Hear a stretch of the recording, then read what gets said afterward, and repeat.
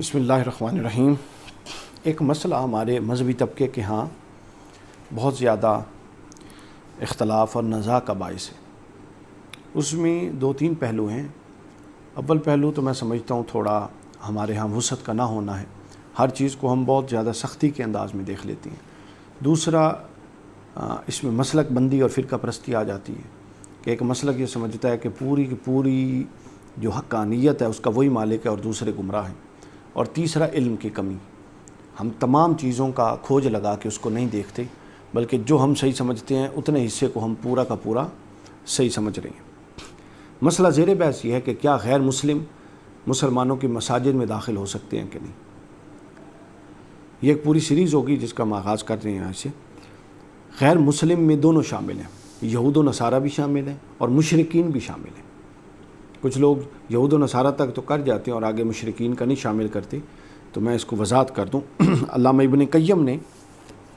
احکام و اہل ذمہ میں بیان کیا ہے، تو ہمارا موضوع یہ ہے کہ کیا غیر مسلم تمام قسم کے مشرکین بھی، یہود و نصارہ اہل کتاب بھی، کیا یہ مسجدوں میں داخل ہو سکتے ہیں؟ اس کا جواب یہ ہے کہ ہاں بالکل یہ داخل ہو سکتے ہیں، ان کا مسلمانوں کی مسجدوں میں داخل ہونا جائز ہے۔ دلائل سن لیجیے۔ علامہ ابن قیم بیان کرتے ہیں مسجد میں دخول کے حوالے سے نقطہ نظر بیان کرتے ہوئے، احکام اہل الذمہ جلد 1 صفحہ نمبر 406 بیان کرتے ہیں، ان دخلوها باذن مسلم، اگر وہ مسلمانوں کے اذن سے یعنی اجازت کے ساتھ داخل ہوں تو اس حوالے سے فقہا کے دو قول ہیں، ہما روایتانی عن احمد، اور دونوں حضرت امام احمد بن حنبل سے مروی۔ پہلی روایت یہ ہے جو امام احمد بن حنبل نے بیان کی، اور کہ مسجد میں اہل کتاب کے دخول کے جواز کی دلیل یہ ہے، یعنی ان کا جائز ہونا اس بنیاد پہ ہے کہ رسول اللہ صلی اللہ علیہ وسلم نے کفار کے وفود کو مسجد میں ٹھہرایا، قیام کرایا، کھانا کھلایا، اور اس میں وفد نجران اور وفد ثقیف اور ان کے علاوہ کچھ غیر مسلموں کے وفود بھی شامل ہیں۔ تو جب کوئی وفد ملاقات، کسی معاشرتی معاملے، کسی مذہبی حوالے سے کہیں بھی ڈسکشن کرنے آتا تو حضور علیہ السلام ان کو مسجد میں ٹھہراتے، جس سے اس کا جائز ہونے کا ثبوت ملتا ہے۔ یہ امام ابن قیم نے احکام و اہل ذمہ جلد 1 صفحہ نمبر 406 میں بیان کیا۔ اور امام احمد بن حنبل اور امام ابو داؤد کی روایت حضرت عثمان بن ابی العاص رضی اللہ تعالیٰ عنہ، ان سے روایت سن لیجئے، ان وفد ثقیف قادموا علی رسول اللہ صلی اللہ علیہ وسلم فانزلہم المسجد، وفد ثقیف جب رسول اللہ کی بارگاہ میں حاضر ہوا تو آپ نے انہیں مسجد میں ٹھہرایا۔ مسند احمد بن حنبل حدیث نمبر 17942، سنن ابی داؤد حدیث نمبر 3026، امام طبرانی المعجم الکبیر حدیث نمبر 8372، امام بہقی سنن الکبریٰ حدیث نمبر 4113، ابن خزیمہ صحیح حدیث نمبر 1328۔ اس کے علاوہ بھی بہت ساری کتابوں میں۔ اس کے بعد امام عبد الرزاق بیان کرتے ہیں کہ حضور صلی اللہ علیہ وسلم نے وفد ثقیف کو اپنی مسجد میں ٹھہرایا، وہیں ان کے خیمے نصب کرائے، وہ صحابہ کو نماز پڑھتے دیکھتے اور تلاوت قرآن کرتے ہوئے سنتے، وہ وہاں موجود تھے تو یہ سب کچھ ہو رہا تھا۔ اس کے بعد آگے سنیے، یہ بھی جو حدیث دوسری میں نے بیان کی، یہ مسند عبد الرزاق المصنف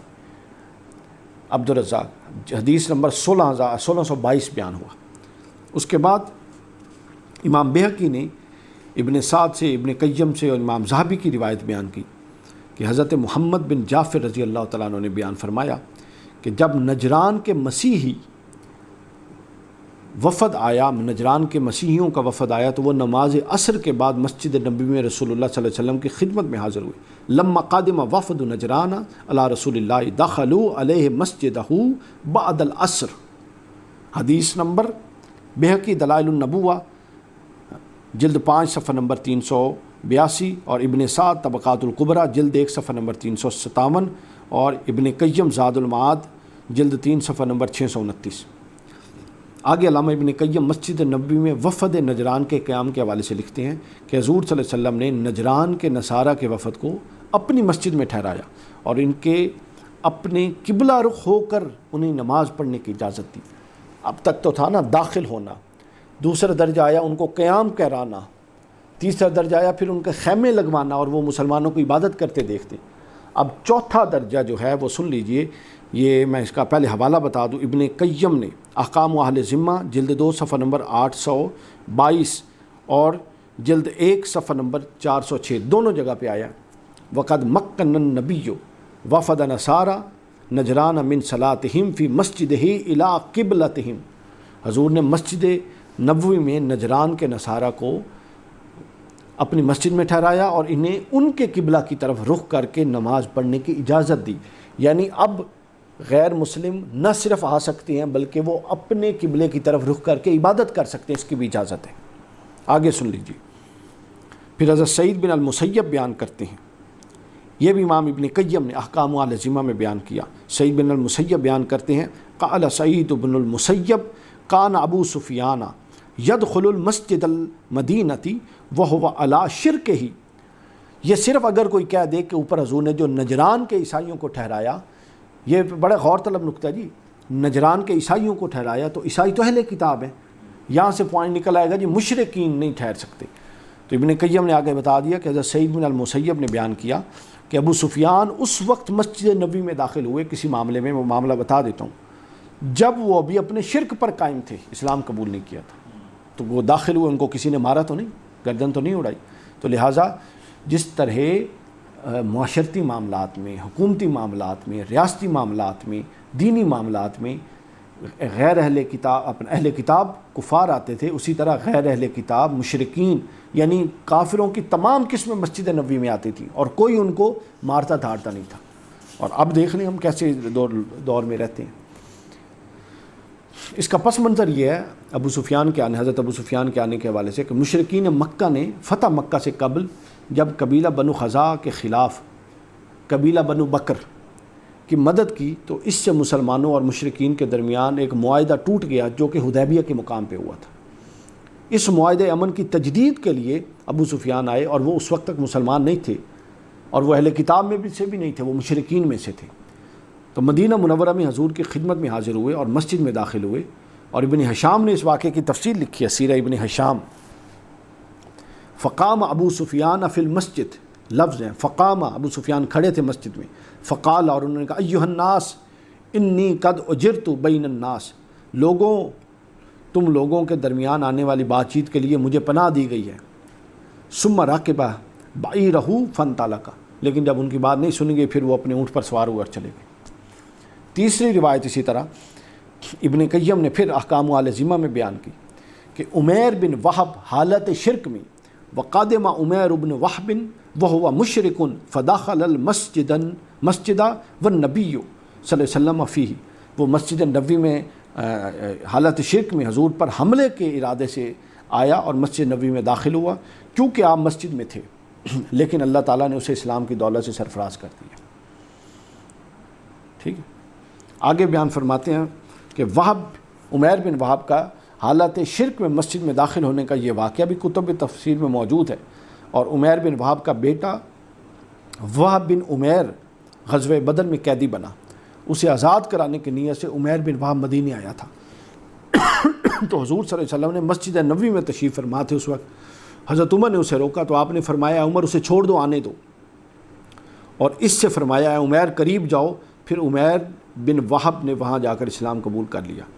اس واقعے کو امام طبرانی نے لیا، یعنی جب وہ آ رہے تھے تو حضرت عمر نے روکا، غالباً اس لیے روکا کہ مشرک تھے، لیکن حضور نے فرمایا آنے دو، یہ جانتے ہوئے بھی کہ مشرک، لیکن آ کے انہوں نے اسلام قبول کر لیا، قسمت کی بات تھی۔ اب اس پوری بحث کو ابن قیم نے سمیٹا ہے، جس کو ہم ختم کر رہے ہیں۔ ابن قیم نے بحث کو سمیٹتے ہوئے احکام اہل ذمہ جلد 1 صفحہ نمبر 407 بیان کرتے ہیں کہ رہی یہ بات کہ کفار مسجد نبی میں کیوں داخل ہوئے، اب داخل ہونا تو ثابت ہو گیا، سنت سے سیرت سے داخل ہونا ثابت ہو گیا۔ اچھا، اب ایک پوائنٹ یہاں بڑا ضروری ہے، ہمیں صرف اللہ اور اس کے رسول کے ہم پابند ہیں، ان کا داخل ہونا ثابت ہوا، ہمارے لیے دلیل قائم ہو گئی۔ اب ابن قیم اس کی حکمت بتا رہے ہیں، حکمت بتانا بھی بہتر ہے، اچھی بات عقلی طور پہ سمجھ آئے، اور حکمت اگر نہ بھی بتائی جائے تو ضروری نہیں ہے کہ ہر دفعہ حکمت درپیش ہو، چونکہ مسئلہ اصول سمجھ آ گیا۔ انہوں نے بتا دی کہ حکمت یہ ہے کہ اکثر ایسا ہوتا تھا کیونکہ یہ مسلمانوں کی ضرورت تھی،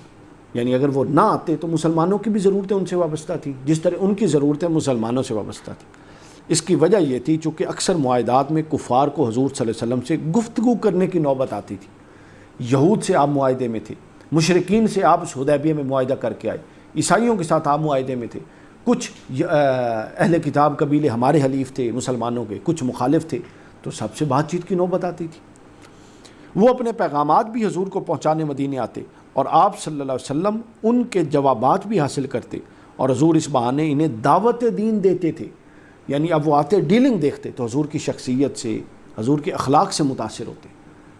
وعدہ سے متاثر ہوتے کہ یہ بندہ کتنا وعدے کا پابند ہے، معاہدے کا کتنا پابند ہے. تو گویا یہ وہ دروازے تھے جو کھلے اور جنہوں نے بعد میں کفار کے سامنے مسلمانوں کی حقانیت کو واضح کیا، اور یہ مصلحت تھی جس کو ابن قیم نے بیان کیا. لہٰذا ہم نے مصلحت بھی عرض کر دی اور نقطہ نظر بھی عرض کر دیا کہ مسلمانوں کی عبادت گاہوں میں، مساجد میں کفار، مشرکین، اہل کتاب آنا بھی جائز ہے، ان کو عبادت کرنا بھی جائز ہے، ان کو قیام کرانا بھی جائز ہے. ان کے لیے وسعت رکھیں اور اس نیت سے اللہ سے دعا کریں کہ اللہ ان کو ہدایت عطا فرمائے.